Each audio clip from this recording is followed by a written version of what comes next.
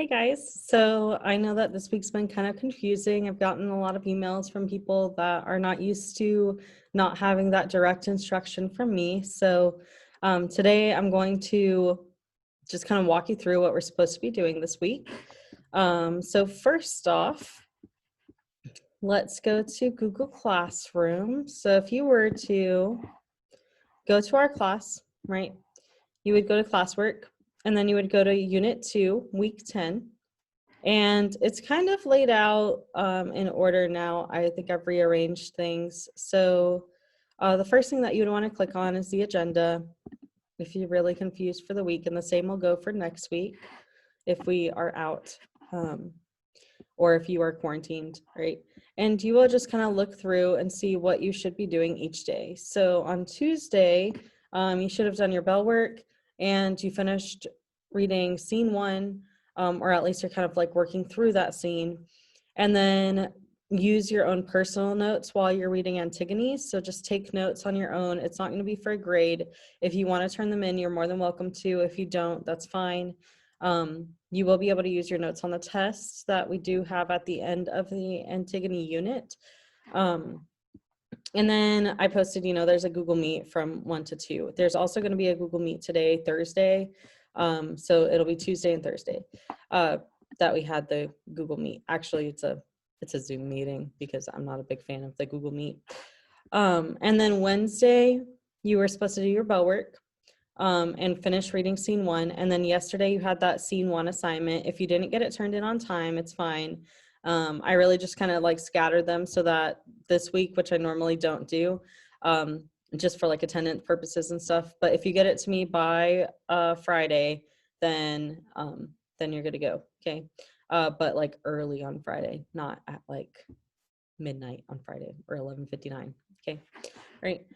And then you notice on the bottom here, it says, after it has the activities, it'll say assignments due this week. And that's like, as of that day, those are the assignments that are due this week. So as of Wednesday, you should have done your bell work for up through Wednesday, your notes, and then your scene 1 assignment.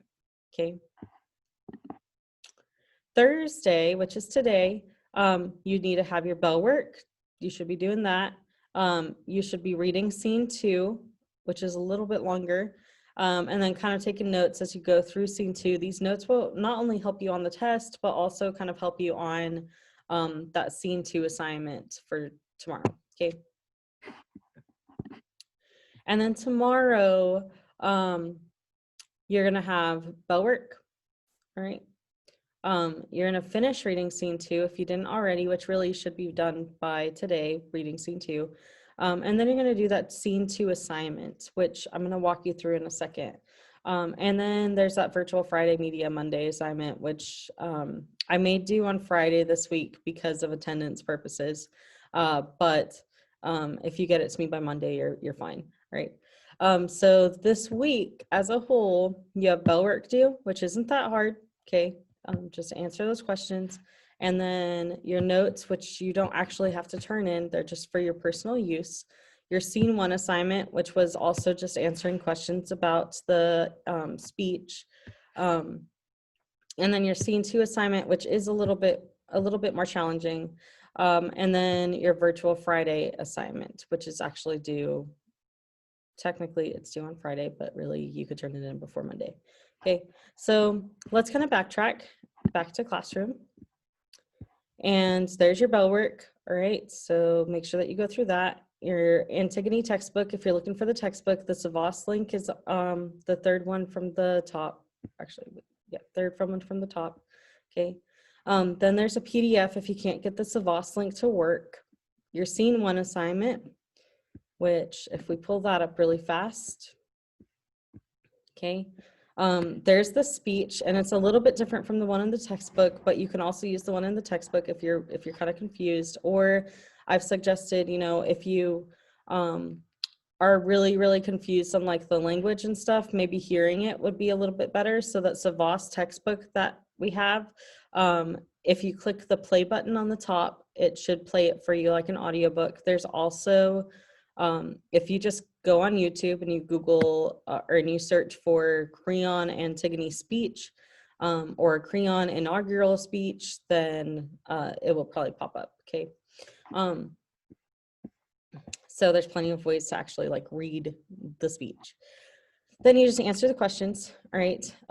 Is Creon using mostly ethos, pathos, or logos in a speech? Use textual evidence to explain your answer. So if he's using ethos, is there a lot of I usage? Is he trying to prove himself? Where in the speech is he trying to prove himself? And it's just as simple as that for that answer, right? What figurative language is Creon using in a speech? And then give an example. So is he using a lot of repetition? Is he using a lot of analogies? Is he using some similes, or is he using hyperbole? So try to find one and just give an example. All right, very short, very sweet answer. What is revealed about the speaker's values and motivations in a speech? That one's kind of easy too, because really, what does he want? Well, what does he want out of the speech? Okay. What is the occasion and purpose of the speech? So it's kind of an inaugural speech. It's after the war, all right? So what would his purpose be? What is he talking about? What is his like drive to not have people do? Okay. Who is the audience for the speech? So who is he really talking to? Is he specifically talking to one person, or is he talking to the masses? And how do we kind of know that? Okay. What is Creon's tone throughout the speech?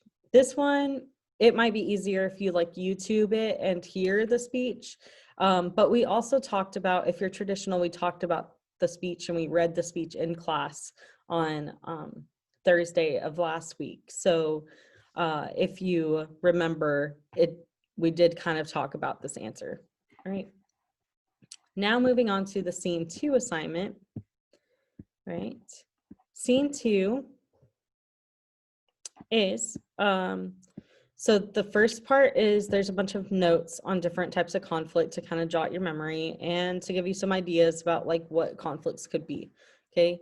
Then the second part, you're going to write 3 internal conflicts. They don't have to be super long. You're just brainstorming.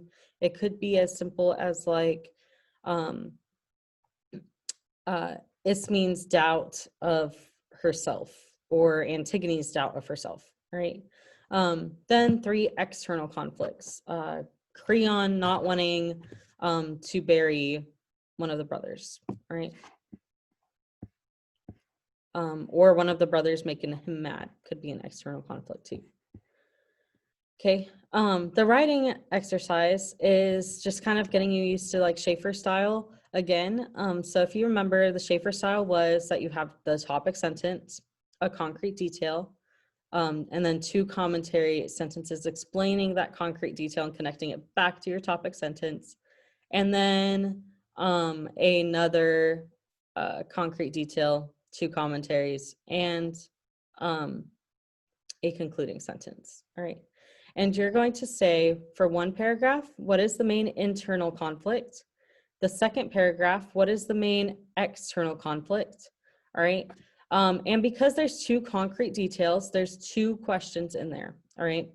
The first one is, what is the conflict? And the second one is, what do they reveal about the characters? So really, if you were to write this out, okay, you would have your topic sentence, right? Then, now I'm just spacing it out just for things, but you will have it in paragraph form. All right, then your concrete detail about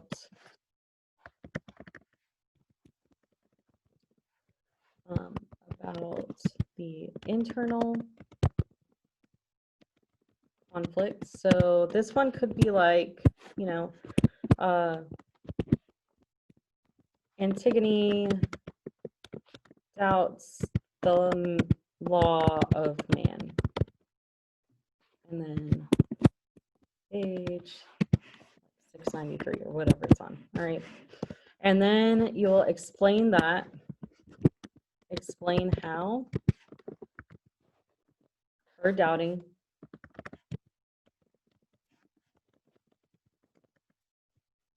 or how she doubts the law of man.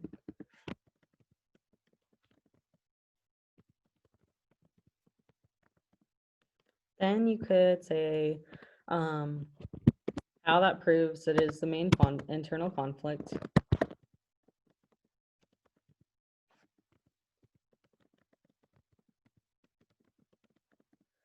Then your second concrete detail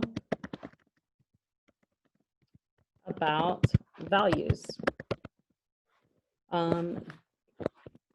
Antigone, doubting man's law, shows she values her religion over her religion and soul over the laws of Creon creates. Okay. And then you explain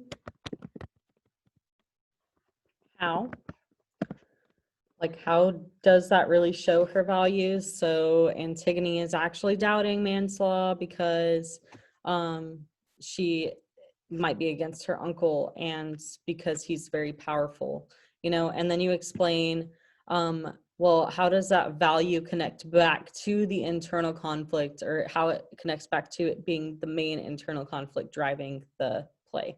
All right. And then you have a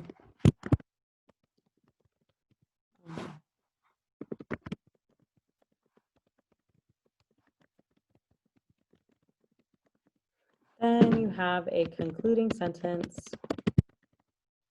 that should sound something like, in conclusion, Antigone's doubt of societal rules, is the main conflict, driving force of the play. And then you're going to go do the same thing for the external conflict. And really, it shouldn't take you super long to do this. It's really only 2 paragraphs, and I just want you to try as hard as you can. As long as you kind of answer both of those questions in the paragraphs, even if the Schaefer method is kind of off a little bit, then you should be good still on your grade. All right. So that is scene 2. Okay. Then for tomorrow, you also have that virtual Friday Media Monday thing. Okay, which it looks like 2 people already turned in, so it's not that hard.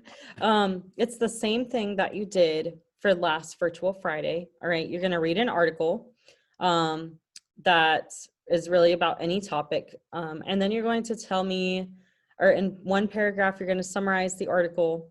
In another paragraph, you're going to analyze the rhetoric of the article. So are they using ethos? Are they using pathos? Are they using logos?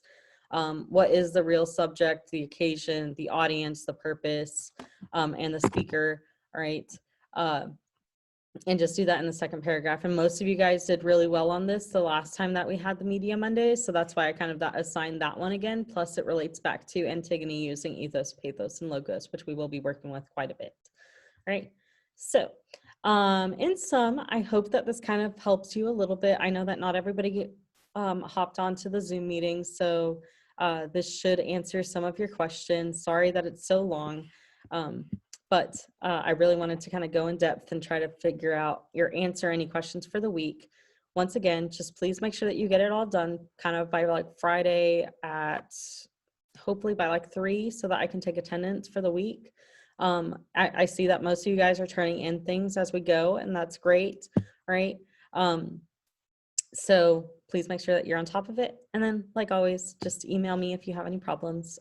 I also emailed quite a few of you guys if you're missing your book reports or your, which is like 2 parts, all right, your annotations and your 1-pager. So if you're missing either one of those parts or both, then I emailed you. Please be working on that this week too, all right, and try to get that in as soon as you can. I know that it's a lot of work, and I know it's kind of stressful. So if you are feeling too overwhelmed or you're having issues with something, please just email me. Okay. All right. Bye.